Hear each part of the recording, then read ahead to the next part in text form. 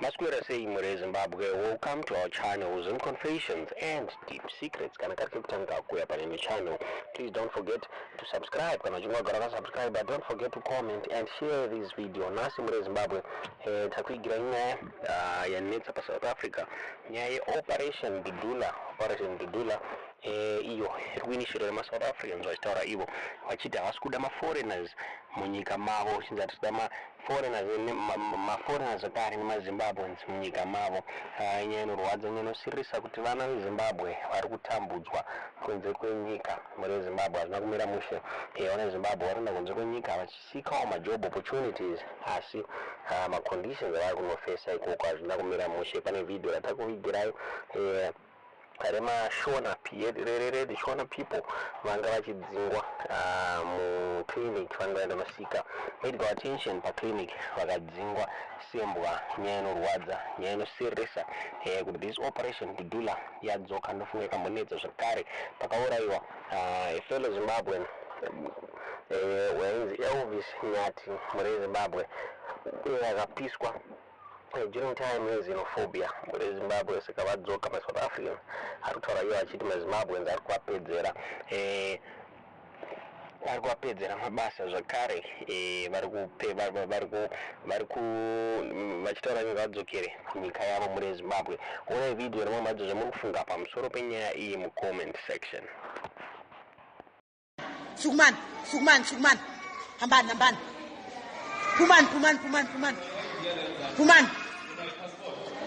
Puman nangu commander uyabaqhuba uphuma nabo hambani ukhashwa amadoda ayi2 the way important ngakhona makavayi la clinic makangashona lana siyamqhuba commanders morning mabamixe kadokotela bathe border gate bangenile azange bababuzi hambani kuma private clinic hambani Puman la clinic inyani escort Puman la clinic ngaphinde ngene la ngizotshela ama security bazonizwa ngamakhwapha ukuthi ngama foreign. Puman commanders morning naba baphumile clinic commanders morning Sukuma ndofunga mangozvonera mega muri Zimbabwe hazvinomira mushe nyaya inorwadza nyaya inonzwisa tsitsi muri Zimbabwe. MaZimbambweans ari kubatwa senhapwa kunze kwenyika uko hazvina kumira mushe muri Zimbabwe.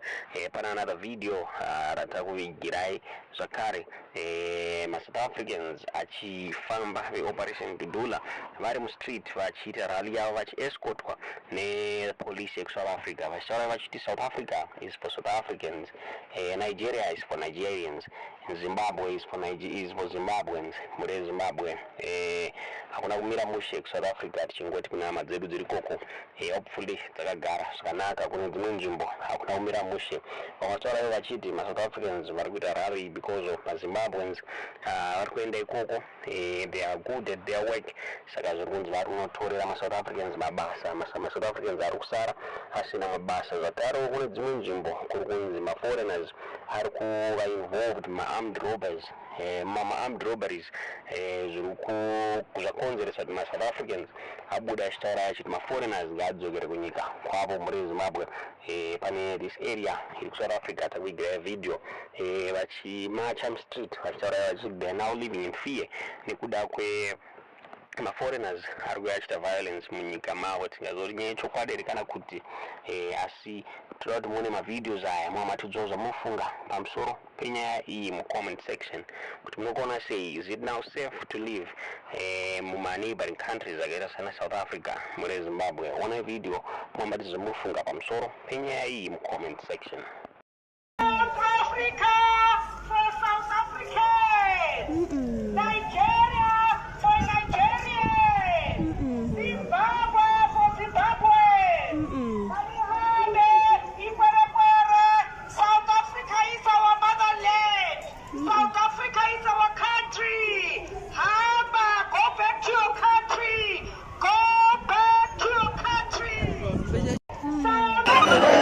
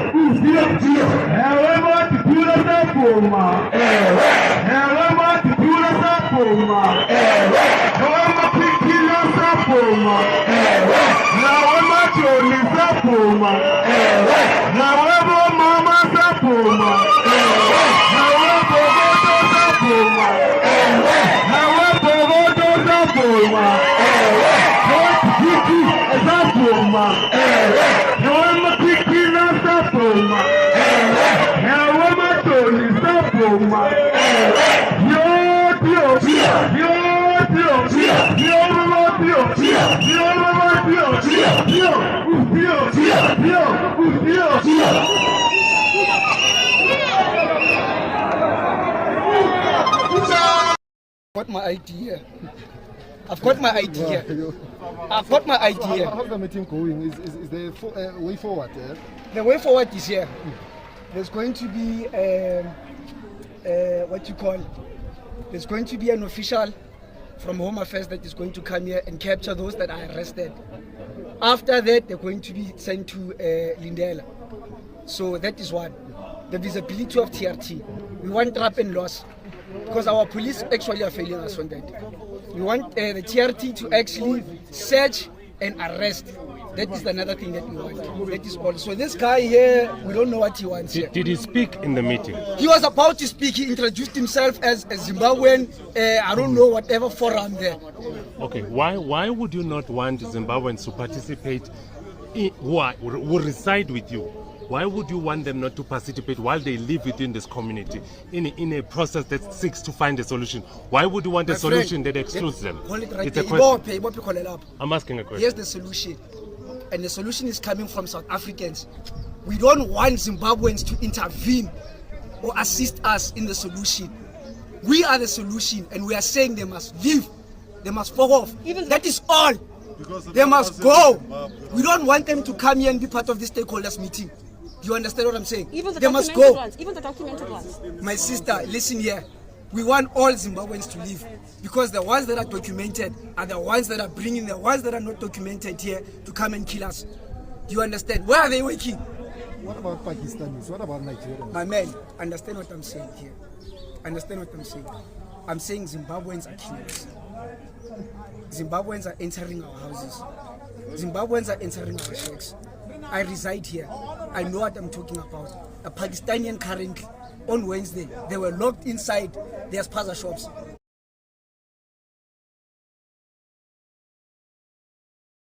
Pakistanians are not roaming around Deep Sloot. Do you understand? Zimbabweans are roaming around Deep Sloot as they please. So you only want Zimbabweans to leave, just Zimbabwe? Are you deaf? That is what we're saying, Chief. You want Zimbabweans to leave. That is what I'm saying. That is what I'm saying. They must leave. What? Can we go to